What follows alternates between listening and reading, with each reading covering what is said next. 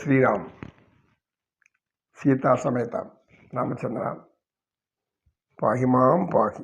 పాహి రామ ప్రభు పాహి రామ ప్రభు పాహి భద్రాద్రి వైదేహి రామ ప్రభు పాహి రామ ప్రభు. నీ లీలలు మాయలు ఎన్నగా నేనెంతటి వాడనురా. పాహి రామ ప్రభు పాహి రామ ప్రభు పాహి భద్రాద్రి వైదేహి రామ ప్రభు.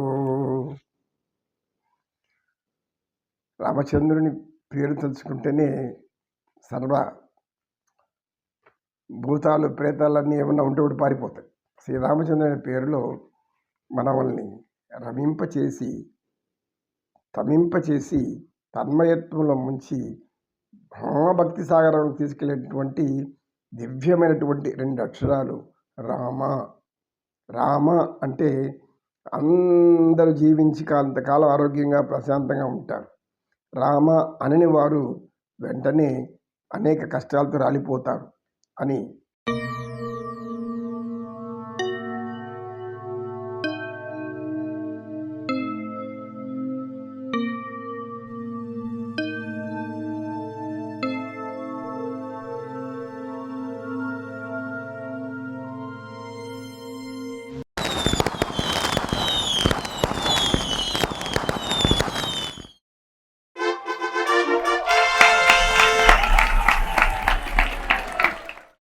వాల్మీకి మహర్షి అంటారు. మంచి కోరిక అయినప్పుడు ఎలాంటి ఆచరణ ఉండాలి? అమ్మ, మనకు తెలిసినవి కొన్ని ఉన్నాయి. అవి సులభమైన శైలిలోనే ఉంటాయి.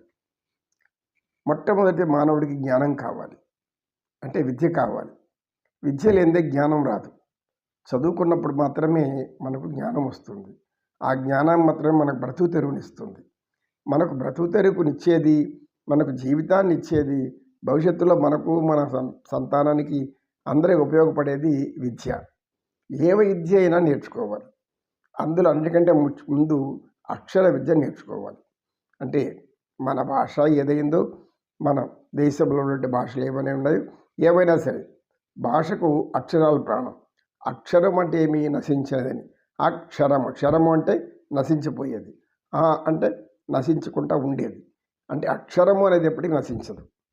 మన నోటి నుంచి వచ్చే ఒక మాట అది ఎప్పటికి నాశనం ఉండదు, మంచి మాట అయితే. అందుకే అక్షరాలు అన్నారు వాటిని. అక్షరాలు అంటే నశించకుండా ఉండేటటువంటి జీవ పదార్థాలు అక్షరము. విద్యాతురాణం నా నిద్ర. విద్యాతురాణం నా సుఖం నా నిద్ర. క్షుధాతురాణం నా పక్వం నా రుచి. కామాతురాణం నా లజ్జ నా భయం. నా లజ్జ నా భయం. కామాతురాణం నా లజ్జ నా భయం. భక్తాతురాణం నా శరీరం నా జగతి. జ్ఞానాతురాణం నా శత్రు నా భయం. జ్ఞానాతురాణం నా శత్రు నా భయం. ఆనందాతురాణం నా జగతి నా శరీరం. అంటే ఇవి సంస్కృతంలో నా అంటే లేదు అని, అవసరం లేదు అని, అవసరం కూడదు అని. మొట్టమొదట విద్యాతురాణం. ఏం కావాలి? జ్ఞానం కావాలి, విద్య కావాలి. విద్య కావాలంటే విద్య మీద కోరిక కావాలి. కోరిక కావాలంటే శ్రద్ధ ఉండాలి. ఎప్పుడైతే శ్రద్ధ ఉండి దాని మీద సంపూర్ణమైనటువంటి ఏకాగ్రత ఉంటే ఆ విద్య మనకు సులభంగా వస్తుంది. ఏకాగ్రత అనేది ముఖ్యం. ఏకాగ్రత అంటే ఆ విషయం మీద తప్పితే ఇంక వేరే విషయం మీదకి మనసు పోకూడదు, ఆలోచనలు పోకూడదు. ఎవరికైతే విద్య కావాలి, విద్య వస్తే వినయం ఉంటుంది. వినయం ఉండేవాడికి వివేకం ఉంటుంది. వివేకం ఉండేవాడికి సంస్కారం ఉంటుంది. సంస్కారం ఉండేవాడు సమాజంలో ఎప్పుడు కూడా గౌరవించబడతాడు. విద్య వల్ల ఎన్ని ప్రయోజనాలు ఉంటే అన్ని ప్రయోజనాలు ఉన్నాయి. విద్య వల్లనే మనకు జ్ఞానం వస్తుంది. విద్య లేనిది ఏ జ్ఞానము రాదు. ఒక విషయాన్ని తెలుసుకోవాలంటే దాని తగిన విద్య మనం నేర్చుకొని ఉండాలి. నేర్చుకోకపోతే జ్ఞానం ఎక్కడి నుంచి వస్తుంది? రాదు కదా. కనుక విద్య కావాలి అన్నప్పుడు శ్రద్ధ ఉండాలి, ఏకాగ్రత ఉండాలి. దాంతోపాటు ఏముండాలి? నా నిద్ర నా సుఖం. రాత్రి పగుల్లో నేను నిద్రపోవాలి, లేదా మేలుకోవాలి, నేను మంచి ఆహారం ఉండాలి, సకల భోగాలు ఉండాలి, ఇవి అనే కోరికే ఉండకూడదు. ఎవరికి విద్య కావాలనుకుంటున్నారు వాళ్ళు. విద్యావంతులు మనం కావాలి, లక్ష్యాన్ని సాధించాలి. ఏ కలెక్టరు, ఏ ఇంజనీరు, లేకపోతే ఏ డాక్టరు, ఏదో ఒక లక్ష్యం పెట్టుకుంటారు కదా. ఇటువంటి లక్ష్యం పెట్టుకున్నప్పుడు సుఖాలకు ఆశించకూడదు, సుఖాల దగ్గరికి కావాలని కోరుకోకూడదు. ననిద్రాన సుఖం, నిద్ర కూడా లెక్క చేయకూడదు. అర్ధరాత్రి కూడా చదవాల్సి వస్తుంది. మన జ్ఞానాన్ని బట్టి మనం సాధన చేయాలి, దాన్ని బాగా నేర్చుకోవాలి, విషయాన్ని మళ్ళీ పరీక్షలో రాయాలి, పాస్ అవ్వాలి. అంటే ఏం చేయాలి? నిద్ర ఉండదు, సుఖమైనది కూడా ఎరగడు. ఎవరికైతే విద్య కావాలి, జ్ఞానం కావాలనుకుంటున్నారో నా నిద్ర నా సుఖం. క్షుధాతురాణం నా పక్వం నా రుచి. చాలా ఆకలిగా ఉంటుంది.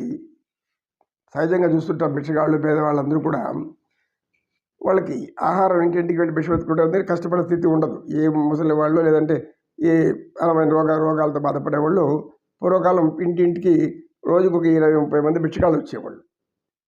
అంటే మేము చిన్నపిల్లగా ఉన్నప్పుడు. ఇప్పుడు భిక్షగాళ్ళకి అవసరం లేదు, అన్నదాన సత్రాలు మస్తుగా ఉన్నాయి, ఎక్కడో అంత ఇంత ఆహారం దొరుకుతుంది వాళ్ళకి. కనుక క్షుధాతురాణం, క్షుధ అంటే ఏమి? పొట్ట, ఆకలి. ఆకలి ఉండేవాడికి నా రుచి నా పక్వం. ఎప్పుడైతే ఎక్కువ ఆకలి ఉండి ఆహారం తినకపోతే నేను ఇంక బతకలేను అనే స్థితిలో ఉంటాడో, వాడు రుచి ఇంత రుచులుగా ఉండాలి, ఇంత దీన్ని పరిపక్వంగా వండి ఉండాలి, ఉడకిందా లేదా, పచ్చివా లేకపోతే ఎండువా, లేదు ఇది రుచులుగా ఉందా, ఇవన్నీ చూడడు. ఏం చేస్తాడు? పొట్ట నిండాలి. ఏదో ఒకటి దొరికింది, కాయగూరలు, కందగడ్డలు, ఆ గడ్డలు, ఈ గడ్డలు, ఆహారం ఏది వేస్తే దొరికి తినేస్తారు. చేసుకునే వాళ్ళు కూడా ఆకలికి అన్నం తినే పరిస్థితి కూడా లేకుండా పోయి ఈ విధంగా హోటళ్ళ ముందర ఆడ ఈడ అడుక్కుంటూ అనేక విధాలు జీవిస్తూ ఉన్నారు. ఇది మనం అందరం కూడా గ్రహించి వాళ్ళ సాయం చేయాల్స్తే మంచిదే. కనుక క్షుధాతురాణం నా రుచి నా పక్వం. రుచులు కోరదు ఆకలిగా ఉండేవాడికి. అది బాగా ఉడికిందా ఉడకలేదా కూడా చూడటం. సత్యమే ఆనందం, ధర్మమే ఆనందం, పరమానందం. శ్రీకృష్ణమే ఆనందం, కృష్ణం వందే జగద్గురుం.